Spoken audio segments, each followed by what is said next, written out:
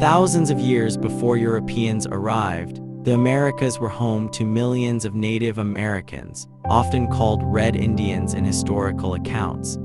They had built complex societies with their own governments, languages, and spiritual traditions.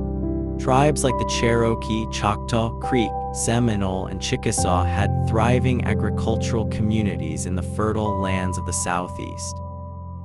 They lived in harmony with nature, cultivating corn, beans, and squash, and they had established trade networks that stretched across the continent.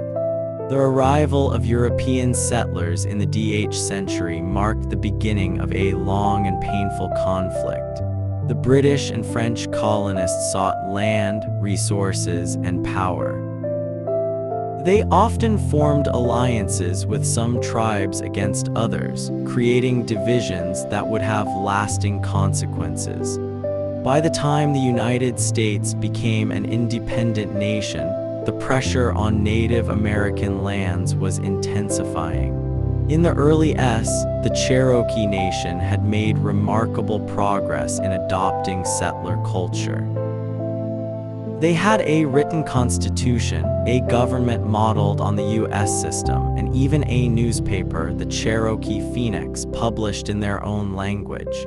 They believed that by embracing Western ways, they could coexist peacefully with their white neighbors, but their efforts were in vain. The rapid expansion of the American frontier fueled an insatiable demand for land. Southern states, particularly Georgia, coveted the rich agricultural territories controlled by the 5 civilized tribes. The discovery of gold on Cherokee land in 1829 only intensified the greed, and speculators and settlers began to pressure the federal government for action. In 1830, President Andrew Jackson signed the Indian Removal Act into law. This legislation authorized the president to negotiate treaties that would exchange Native American lands east of the Mississippi for territory in the West, known as Indian Territory, present-day Oklahoma. The act provided the legal framework for a policy that would ultimately lead to one of the darkest chapters in American history: the forced removal of entire nations. The Indian Removal Act of 1830 was presented as a voluntary program, but in reality, it was a policy of coercion. President Jackson and his administration were determined to remove the Native Americans, viewing them as obstacles to the nation's manifest destiny, the belief that the United States was destined to expand across the continent. The government used a combination of threats, bribes, and manipulation to pressure tribal leaders into signing removal treaties. Jackson argued that removal would benefit the Indians, as it would protect them from annihilation by white settlers. However, this justification was a hollow excuse for land seizure. The treaties were often signed by small, unauthorized factions of the tribes, while the vast majority of the people opposed relocation. The U.S. Supreme Court ruled in favor of the Cherokee in Worcester v. Georgia, 1832, declaring that Georgia had no jurisdiction over Cherokee territory. But President Jackson famously ignored the ruling, stating, "John Marshall has made his decision, now let him enforce it." The legal and political battles proved futile for the tribes. The federal government and state authorities continued their relentless campaign to force the Indians out.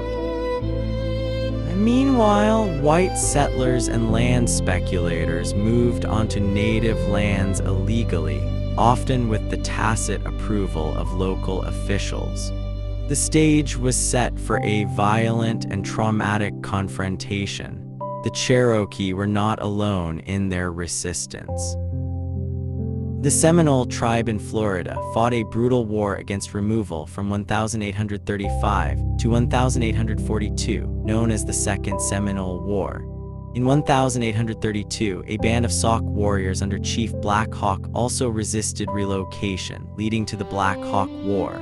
These uprisings were crushed, and the forced removal continued unabated. By the mid-Menes S, most of the southeastern tribes had been forced to sign treaties. The Choctaw and Chickasaw were moved in the early S, followed by the Creek in 1836 and the Cherokee in 1838. The government's relentless pursuit of native lands created a humanitarian crisis that would unfold along the infamous Trail of Tears. The Cherokee Nation was led by Principal Chief John Ross, a man of mixed European and Cherokee ancestry. He was a staunch opponent of removal and worked tirelessly to resist the pressure from the federal government. Ross and his council refused to recognize the Treaty of New Echota, which had been signed by a small, unauthorized group in 1835. They argued that the treaty was invalid and that the Cherokee people would not leave their homeland. Chief Ross led a delegation to Washington, D.C., to plead his case directly to President Jackson and Congress. He reminded them of the promises made to the Cherokee, of their right to self-determination, and of their long history of alliance with the United States. But his appeals fell on deaf ears. The government was determined to have the land, and the Cherokee were standing in the way. Despite the overwhelming pressure, Ross and his people continued their legal and political resistance. They sought support from abolitionist and missionary groups who helped publicize their plight. They appealed to the conscience of the American people, painting a vivid picture of their suffering and their desire for peace. But their efforts were too little, too late. In May 1838, General Winfield Scott arrived in Cherokee territory with 7,000 federal troops. His orders were to remove the Cherokee by force, and he executed them with brutal efficiency. Ross, along with other tribal leaders, was arrested and placed in custody. The resistance was broken. The people were rounded up at bayonet point, driven from their homes and herded into overcrowded stockades. The final act of defiance came from the Cherokee people themselves. Even after being forced into camps, they refused to cooperate with their captors. They held onto their language, their songs, and their sacred traditions. They faced the future with a courage that would later be remembered as one of the greatest tests of human endurance in American history. In the fall of 1838, the Cherokee were divided into 13 groups or detachments, each numbering about 1,000 people. They were forced to leave their homes with only the belongings they could carry. Many were given no time to prepare for the journey. They were torn from their farms, their livestock, and their food supplies. The camps were overcrowded, unsanitary, and lacked adequate food and shelter. The first detachments departed Tennessee in October and November, heading toward Illinois and the Mississippi River. They faced harsh weather conditions from the outset. The journey was long and arduous, covering hundreds of miles of rough terrain. The Cherokee walked on foot, carrying their children and their elderly on their backs. Many were already suffering from illness and malnutrition due to their time in the camps. The government had promised food, blankets, and transportation for the journey, but the logistics were a disaster. The rations were often spoiled or insufficient, and the military escorts were frequently indifferent to the suffering of the people. The Cherokee were forced to buy their own food from local farmers along the route, often at inflated prices. They also had to pay for ferries to cross rivers, and they were even charged for the wood to bury their dead. The journey was made more difficult by the cold. The winter of -1839 was particularly harsh, with bitter winds and deep snow. The people had no adequate clothing to protect them from the elements, and they were forced to sleep on the frozen ground. Many were frostbitten and hundreds died of exposure. The trail became littered with the graves of the Cherokee, markers of a people's unimaginable suffering. The first detachments reached Indian Territory in early 1839, but the journey was far from over. The survivors were exhausted, hungry, and destitute. They had lost everything: their homes, their possessions, and their loved ones. They had to begin again in a new and unfamiliar land, struggling to rebuild their lives from the ashes. The Trail of Tears was a journey of death and despair. The government had allocated funds for the removal, but the money was mismanaged and often embezzled by corrupt officials. The people were left to fend for themselves, and they died in staggering numbers.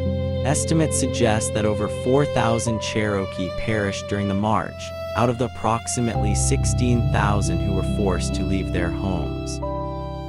The death toll was even higher for other tribes, with perhaps 15,000 indigenous people dying during the entire removal era.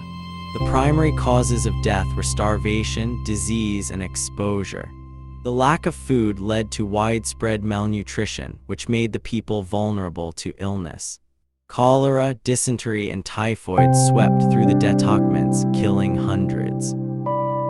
The cold took a particularly heavy toll on the elderly and children. The government had provided no medical care, and the sick were often left to die by the roadside. The psychological trauma was equally devastating. The people had been torn from their homes and their culture.